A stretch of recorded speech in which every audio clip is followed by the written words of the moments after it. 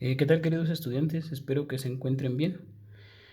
A continuación vamos a revisar el último tema que comprende al bloque número 2, que se llama funciones de grado 3 y 4. Si ustedes recuerdan, ¿qué es lo que define el grado de una función?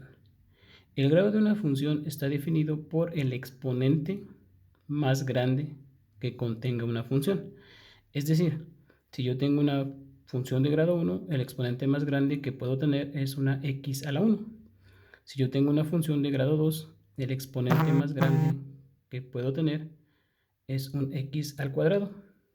Si yo tengo una función de grado 3, el exponente más grande que puedo tener es una x al cubo. Y si tengo, por lo tanto, una función de grado 4, el exponente más grande que puedo tener es un exponente 4. En base a eso, a continuación vamos a definir la forma general que debe de tener cada una de esas funciones. Primeramente empezaremos con la función de grado 3.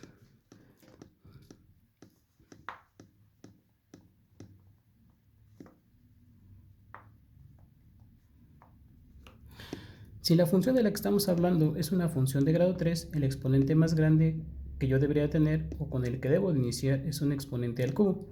Por lo tanto, la forma sería la siguiente.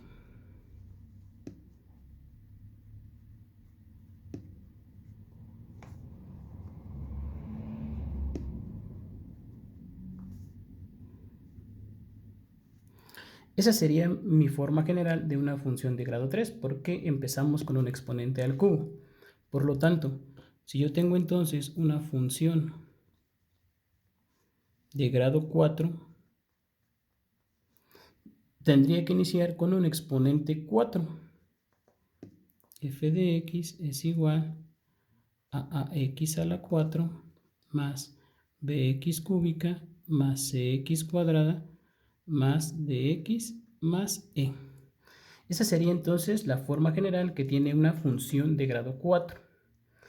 Ahora, en base a las gráficas, si ustedes recuerdan, cuando vimos las funciones lineales o de grado 1, presentaban esta forma.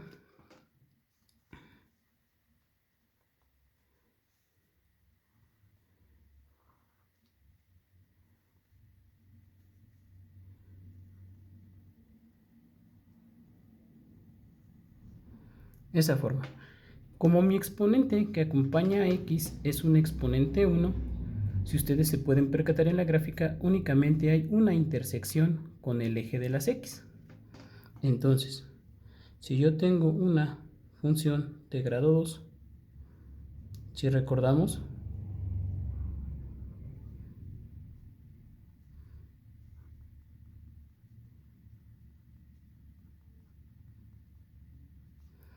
tenían esa forma, ¿sale? El exponente más grande que mi función tiene es un exponente 2. Por lo tanto, mi gráfica contiene dos intersecciones en el eje de las x. Entonces, si yo estoy hablando de una función de grado 3,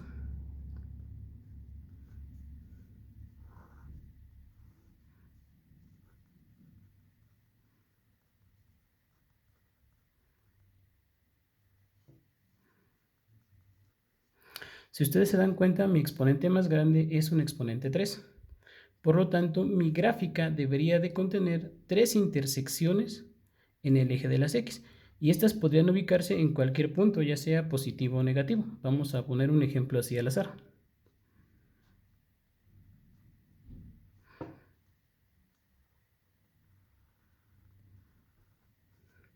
Tengo tres intersecciones en el eje de las x, por lo tanto las gráficas que yo debo de tener deberían de ser similares a esa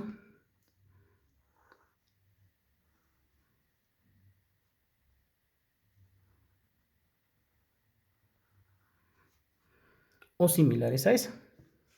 Ahora, ¿cómo se comportarían entonces las gráficas de las funciones de grado 4? Esas gráficas deberían de contener entonces cuatro intersecciones con el eje de las x. Entonces si yo tengo una gráfica de grado 4,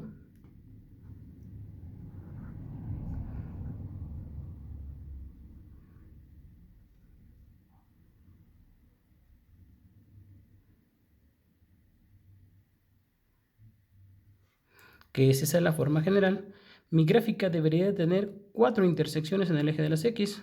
1, 2, 3 y 4. Y podría comportarse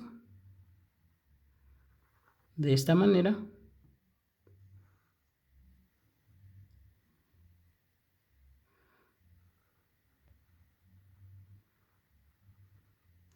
O de esa manera. Posteriormente vamos a ver un ejercicio donde encontremos esas intersecciones. A esas intersecciones en el eje de las X para estas funciones de grado 3, 4 o superiores, yo les voy a llamar ceros polinomiales. A continuación veremos un ejemplo en una función de grado 3 de cómo poder obtener esos ceros polinomiales y graficar esa función.